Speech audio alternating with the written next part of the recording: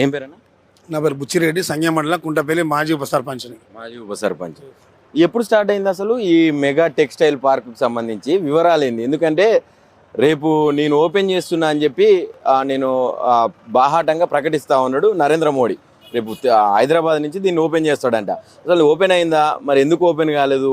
ఈ ఇంత పెద్ద పెద్ద ఫ్యాక్టరీలు ఎందుకు క్లోజ్ చేసుకోవాల్సినటువంటి పరిస్థితి వచ్చింది? అసలు యాక్చువల్ అది 2017లోనే అప్పటి ముఖ్యమంత్రి కేసీఆర్ గారు, ఇక్కడున్న స్థానిక ఎమ్మెల్యే చల్ల ధర్మారెడ్డి గారు, కేటీఆర్ సహకారంతో 1400 ఎకరాలు సేకరించడం జరిగింది 2017లో.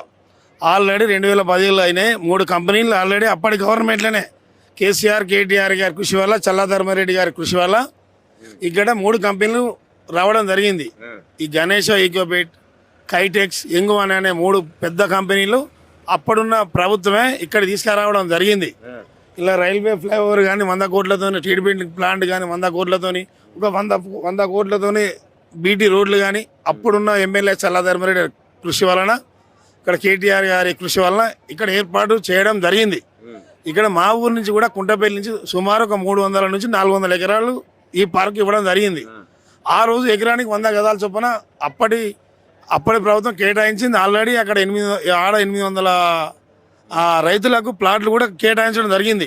అప్పుడు ఈ మధ్యలో ఇప్పటి ముఖ్యమంత్రి గారు ఒక 6 నెలల క్రితము ఇక్కడికి వచ్చి ఇదంతా చూసి నేను అక్కడ ఒక విలేజ్ చేస్తాను, అక్కడ 850 మందికి ఇల్లు కట్టిస్తాను అన్నాడు. కానీ ఇప్పటివరకు అలా ఏం లేదు. అప్పటి గవర్నమెంట్ చేసిన రోడ్లే వర్క్లే నడుస్తూ ఉన్నాయి.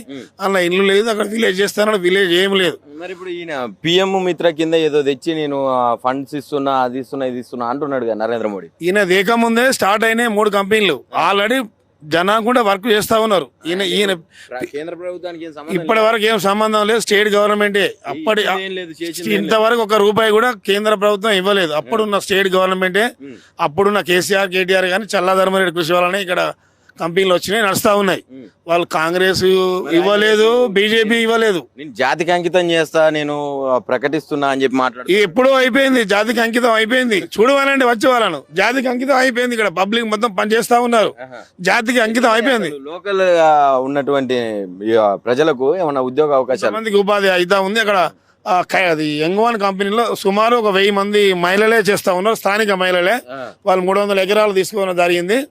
ఎంగువన్లో దాదాపు ఇంకా ఒక 5-10 వేల మంది లోకల్ లేడీస్నే టైలరింగ్ కొరకు పెడతా ఉన్నారు. ఆల్రెడీ చూసినా అక్కడ అవ్వబడాలి. దాదాపు ఇప్పుడు 2000 మంది దాకా మహిళలు చేస్తా ఉన్నారు. కుట్టు మిషన్లు వచ్చినాయి, కుడతా ఉన్నారు. ఆల్రెడీ దక్షిణ కొరియా వాళ్ళ కంపెనీ ఆల్రెడీ చేస్తూ ఉన్నది, ఆల్రెడీ వస్తూ ఉన్నారు. ఇంట్లో కానీ కైటెక్స్లో కానీ కొంత లోకల్లో టెక్నికల్ తిరగకుండా బయట వాళ్ళని కొంతమంది తీసుకొస్తా ఉన్నారు. లోకల్ ప్రియారిటీ కూడా ముందు ఇక్కడ చాలా అవకాశాలు ఉంటాయని మేము కోరుతా ఉన్నాం. బ్రదర్, ఈ ఓపెన్ లో ఉన్నాయా, ఈ నడుస్తున్నాయా ఈ ఫ్యాక్టరీలు? రేపు మోడీ వచ్చి నేను ఓపెన్ చేస్తా అంటున్నాడు, ఇక్కడనేమో లోపల అన్ని మిషన్ సౌండ్లు వస్తున్నాయి. మన గణేష్ నడుస్తుంది, ఇంగువన్ నడుస్తుంది, కైటెక్స్ ఇంకా మొత్తం పూర్తిగా ఓపెన్ అయినట్టు. ఎప్పుడు ఓపెన్ అయింది? ఇది గత 3 years నుండి ఓపెనింగ్ అయింది. ఓపెనింగ్ అయింది. అంటే ఏ ప్రభుత్వం ఉన్నప్పుడు? బీఆర్ఎస్ ప్రభుత్వం, కేసీఆర్ హయాంలో చల్ల ధర్మారెడ్డి, కేటీఆర్ గారి చొరవతో ఇక్కడ ఓపెన్ అయినాయి. ఈ కాకతీయ మెగా టెక్స్టైల్ పార్క్ అనేది నిజంగా ఎవరు ఆధ్వర్యంలో నడిచింది, ఎవరు శంకుస్థాపన చేసినారు? ఇప్పుడు మోడీ వచ్చి నేను శంకుస్థాపన చేస్తున్నా అంటున్నాడు. మరి మీరు ఒకవేళ మీరేమో ఆల్రెడీ అయ్యింది 2-3 సంవత్సరాలు అయిందని మీరు చెప్తున్నారు, అయిందని ఎట్లా చేస్తాడే? మోడీ వచ్చి చేసే 0 అంటే ఒక చెట్టుకు కాయలు కాసి ఇంకో దానికి అన్నట్టు, అంటే సొమ్ము ఒకటి సోకొక్కడిది అన్నట్టు. గత ప్రభుత్వం బీఆర్ఎస్ ప్రభుత్వం హయాము, కేసీఆర్ హయాంలో కేటీఆర్ గారి చొరవ, చల్ల ధర్మారెడ్డి గారి చొరవతో ఇక్కడ కంపెనీలు అనేది పునరుద్ధరించుకున్నాయి. ఏదో ఉపాధి కల్పించాలని గతంలో అజంజాయి మిల్లులో 1000 మందికి ఉపాధి కల్పించినట్టు ఇక్కడ కూడా స్థానికేతరులకు కల్పించాలని భూములు సేకరించి చేసింది. ఇక్కడ భూములు ఇవ్వద్దు, ఈ కంపెనీలకు ఇస్తే మనం రేటు కోల్పోతామని కాంగ్రెస్ ప్రభుత్వం కానీ బీజేపీ వాళ్ళు కానీ టెంట్లు వేసుకొని కూర్చున్న రోజులు ఉన్నాయి. ఇక్కడికి వద్దని చెప్పి కంపెనీలు వద్దు, పార్క్ వద్దని ఇక్కడ.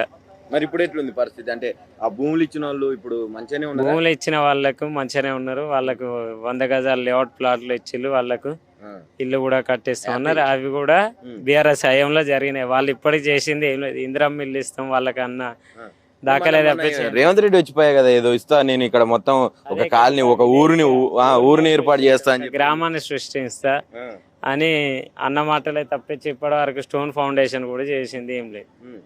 ఉత్తమ మాటలే గారికే అంతేనా? అంతే. మరి ఏం చెప్తావు మోడీకి? నీ ఆల్రెడీ ఓపెన్ అయిందని మళ్ళీ ఓపెన్ చేస్తా అంటుడు. ఓపెన్ అయిన దాన్ని నువ్వు వచ్చేది చేసింది ఏం లేదు. సెంట్రల్ నుంచి నువ్వు ఎన్ని నిధులు ఇచ్చినావు చెప్పాలి మోడీ. అంతే అంతే. రైట్ అన్న, ఏం పేరు అన్న? పోషాల ప్రవీణ్. ప్రవీణ్, ఏంది ఎప్పుడు స్టార్ట్ అయినాయి ఇప్పుడు ఇక్కడ ఈ చేనేతకు సంబంధించినటువంటి కంపెనీలు ఎప్పుడు వచ్చినాయి? రేపు మోడీ వచ్చి నేను ఇనాగ్రేషన్ చేస్తున్నా అంటుండే, ఇక్కడ లోపల చూస్తే మొత్తం ఆల్రెడీ కంపెనీలే స్టార్ట్ అయ్యి రన్ అవుతా ఉన్నటువంటి ఫుల్ ఫ్లెడ్జ్డ్గా నడుస్తూ ఉన్నటువంటి సందర్భం కనిపిస్తుంది. ఏంది అసలు దీనికి సంబంధించిన వివరాలు? ఇది మొత్తం ఒకప్పుడు ఒక 8 సంవత్సరాల క్రితమే అది తెలంగాణ తొలి ముఖ్యమంత్రి కేసీఆర్ హయాంలోనే ఇక్కడ కేటీఆర్ చొరవతోని మాజీ ఎమ్మెల్యే ధర్మారెడ్డితోని మొత్తం ఇదంతా వ్యవస్థీకృతం చేసి 200 ఎకరాలు సమీకృతం చేసి 1600 కోట్లతోని దాదాపు 3 ఎంగ్వాన్ కానీ ఇలా గణేష్ కానీ కైటెక్స్ కానీ అన్నిటికీ ఫౌండేషన్ వేసింది బీఆర్ఎస్ పార్టీ వేసింది. బీఆర్ఎస్ పార్టీలనే అప్పుడు కేటీఆర్ వచ్చి అన్నిటికీ ఫౌండేషన్లు కేసీఆర్ గారు ఫౌండేషన్లు వేసిపోవడం. కానీ ఇవాళ ఆయన మోడీ ఆడికి వచ్చి వర్చువల్గా నేను ఏదో చేస్తాను మాత్రం అది కరెక్ట్ కాదు. ఆయన ఏదో చేస్తానా అనే బదులు కంటే ఒకటే ఆయన ఏం చేసిండు, మన మెగా టెక్స్టైల్ పార్కు అనేది ఒక శ్వేతపత్రం విడుదల చేసి గిన్ని నిధులు ఇచ్చిన అనేది లేదు. ఇంతవరకు ఒక నిధులు ఇచ్చింది లేదు, సచ్చింది లేదు.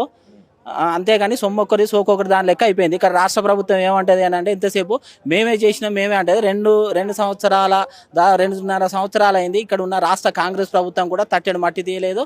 ఇక్కడ ఒక టెంట్ వేసింది లేదు, ఒక స్తంభం వేసింది అయితే లేదు. రాష్ట్ర ప్రభుత్వానికి అంకితం చేస్తా అని చెప్తుండు కదా. అదే ఇక మందికి పుట్టిన బిడ్డలు మా బిడ్డలు అనేదే కదా వీళ్ళకు. ఎక్కడికి వచ్చినా కానీ ఒకటి మంచిగా ఫలాలు అందినాక తర్వాత వచ్చి ఏమంటారంటే అది మేమే ఇచ్చినామని అంటే నేను ఒకటే మోడీ గారిని అడుగుతున్నాను, నువ్వు వర్చువల్గా చేస్తాను శ్వేతపత్రం విడుదల నేను గిన్ని కోట్లు రిలీజ్ చేసిన ఇలా కైటెక్స్ అయినా కానీ ఎంగ్వాన్కి అయినా కానీ ఇంకా గణేష్ కంపెనీ కానీ గిది నేను ఒకటి అంతకుముందు ఫౌండేషన్ వేసిన అని ఒక ఫోటో అన్న రిలీజ్ చేయండి మీరు.